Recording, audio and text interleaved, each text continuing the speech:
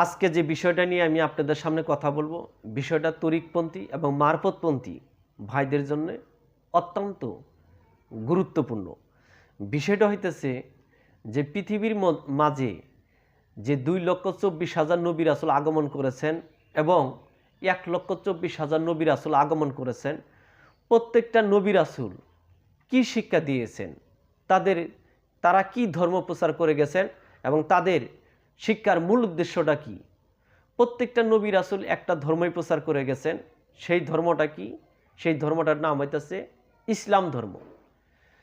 যে এই যে 2,24,000 নবী রাসূল, মতান্তরে 1,24,000 নবী রাসূল পৃথিবীর ভিতরে যে আগমন করেছেন, একজন নবী রাসূল যখন আগমন করেছেন, তিনি যে শিক্ষা বিধানগুলো মানুষকে দিয়েছেন, দীর্ঘদিন থাকার পরে কয়েক যুগ, কয়েকশো বছরের পর মানুষ সেগুলোকে ভুলে যাওয়ার পরে আল্লাহ তাদেরকে হেদায়েত করার জন্য আরেকজন নতুন করে নবী রাসূল পাঠান এবং সেই নবী রাসূল কিন্তু একই ধর্ম প্রচার করে গেছেন।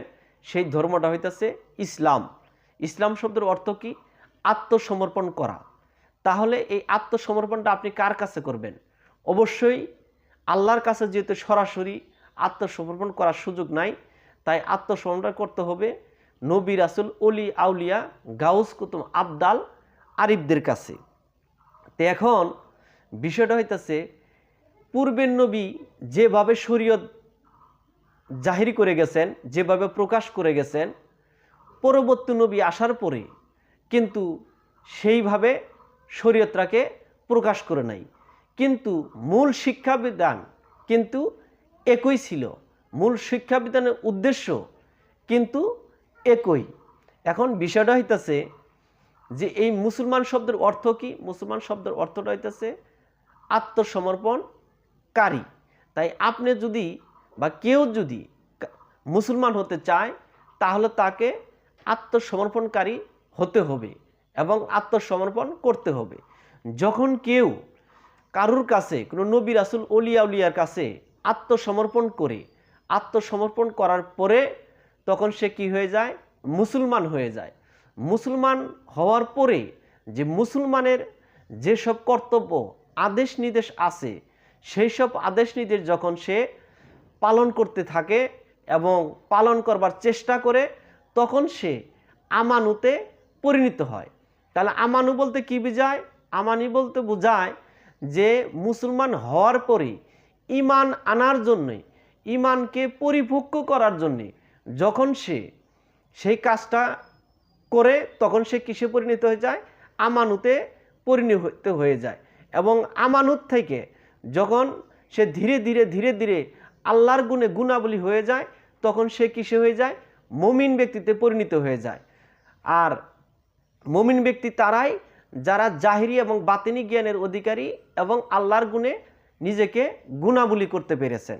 এবং আল্লাহ বলতেছেন যে হাদিস কুরসিতে পাওয়া যায়, আল্লাহ যাকে বন্ধুরূপে গ্রহণ করে নেন, তার হাত আল্লাহর হাত হয়ে যায়, যা দ্বারা সে ধরে।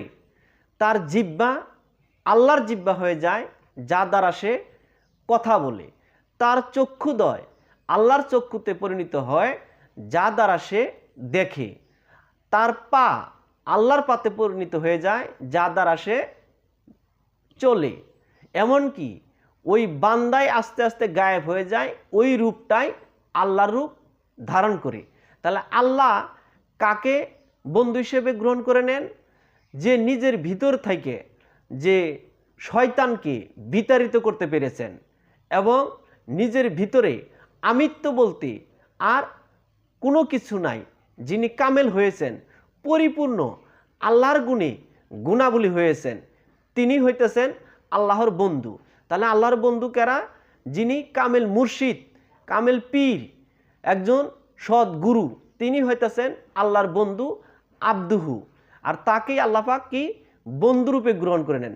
যখন আল্লাহ পাক একজন মুর্শিদকে, একজন কামেল পীরকে বন্ধুরূপে গ্রহণ করে নেন, তখন তার মাঝে আর আল্লাহর মাঝে কোনো পার্থক্য থাকে না।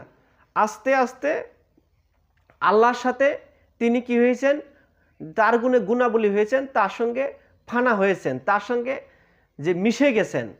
তাকে বাহ্যিক দৃষ্টিতে মানুষ মনে হলেও, তিনি মানুষের মতো দেখতে হলেও, মানুষের মতো চলাফেরা করলেও তার ভিতরটা, তার অন্তরটা, তার পরমাত্মাটা বা জীবাত্মাটা কিন্তু এই সাধারণ মানুষের মতো নাই। সেজন্যই বলা হয় যে আল্লাহ যাকে বন্ধুরূপে গ্রহণ করে নেন তার কোনো ভয় নাই, তার গুণ এবং আল্লাহর গুণ একাকার হয়ে যায়। তে প্রত্যেকটা পীর, কামেল মুর্শিদ, কামেল গুরি হচ্ছেন কি, যে আল্লাহর বন্ধু। এবং আল্লাহর জাত আর পীরের জাত এক জাত। এই এক জাতকে যারা বিশ্বাস করে নেয় নাই, মৌলানা জালালউদ্দিন রুমি বলতেছেন যে তারা মুরিদ হয় নাই, তারা মুরিদ হয় নাই, তারা মুরিদ হয় নাই। তাহলে আল্লাহ কাকে বন্ধুরূপে গ্রহণ করে নেন?